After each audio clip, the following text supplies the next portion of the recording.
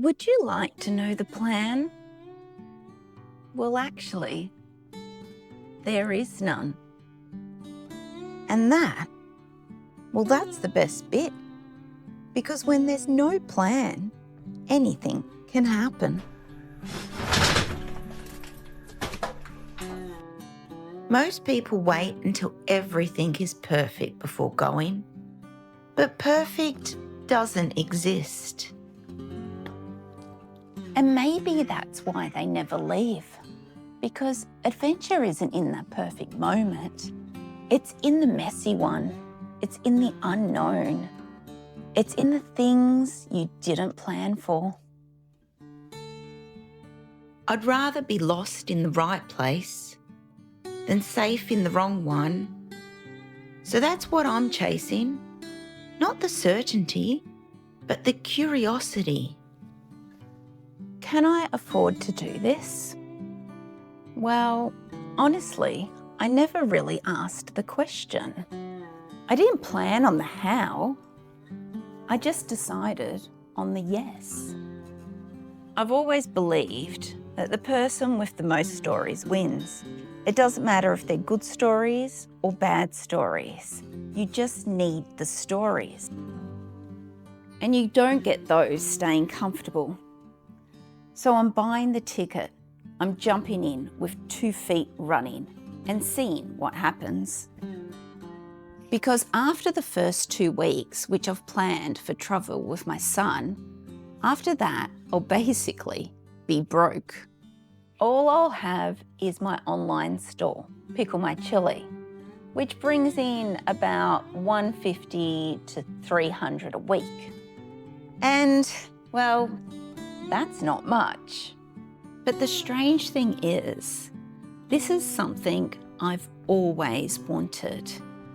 When I was younger, I was obsessed with Jim Morrison. Not just normal obsessed. I actually thought I was him. So I started reading what he read. The big French poets, Arthur Rimbaud, Charles Baudelaire, and Paul Verlaine. And they wrote about being broke, wandering, lost, with such beauty and raw emotion that I fell in love with that idea. A broke artist wandering the streets of Europe with just enough money for coffee and wine. And now, that's exactly where I'm heading.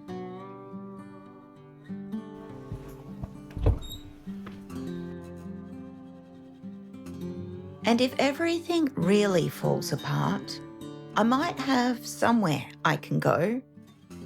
Back to the land of my father, back to Slovenia, to my family, and help with the growing of the grapes and the making of the wine.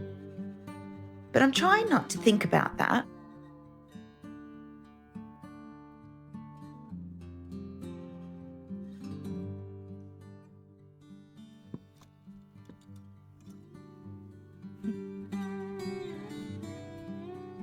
This is something I made when I went to my first sort of outdoor festival. It was here on Phillip Island, Pyramid Rock. And how crazy is that? It looked fabulous though. And then years later, my son wore it for, there was like some dress up party. So my son wore it for that. And he looked just as fabulous.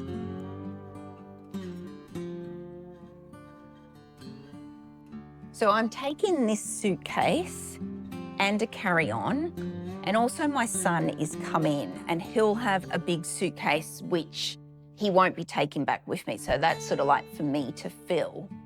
Now he is 23 years old. I am so excited to be having this holiday with him because it's sort of like the last opportunity I'll have to go on a holiday with just him.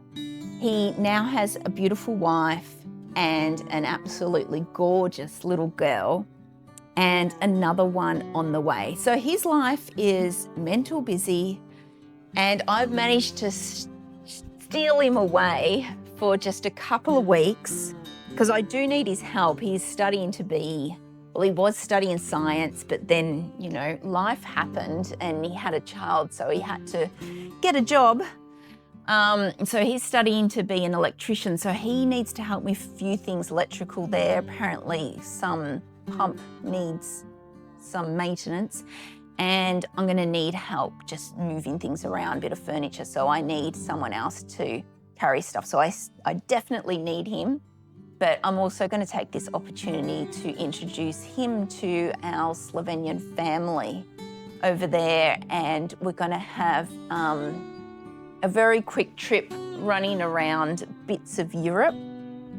And that is why after that point, so all my money is going into that 2 weeks, which I'm totally, you know, blessed about to have that opportunity. We're doing some hiking. We're going to hike the Cinque Terre, and we're also going to Bolzano, and we'll hike the Dolomites. So I've got my hiking boots, but I also need my hiking walking sticks. So with no real plans and not much money, I guess it all comes down to this. What do you pack when you're leaving your life behind? Now this is essential because this teapot covers about 50% of what I'm looking for in a boyfriend. Basically, someone who can have a hot cup of tea ready for me always. I'll open it up and show you how fabulous it is. Now this teapot not only keeps my tea warm, I'll show you the little stand it sits on. So you put it on that and you light the candles. So it not only keeps my tea warm, but it keeps it at the perfect drinking temperature. Now, it's so amazing that for years I actually referred to him as my boyfriend, and he has never once let me down. So he's definitely coming to Italy.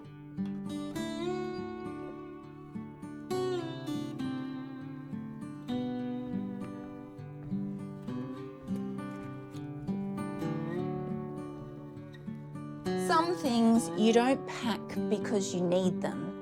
You pack because they remind you of who you are. Now this was gifted to me from a dear friend that I cared for. She had it tailor-made for me.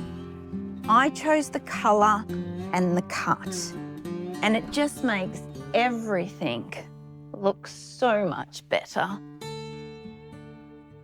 So this is coming to Italy. Now this is the book. This is the book I read years ago. And I think quietly, it changed the way I view life. It was such an important book for me. I used to read it alongside a dictionary and a thesaurus, so I could grasp the true meaning of what they were trying to say. I'll show you, there are sections, where are they?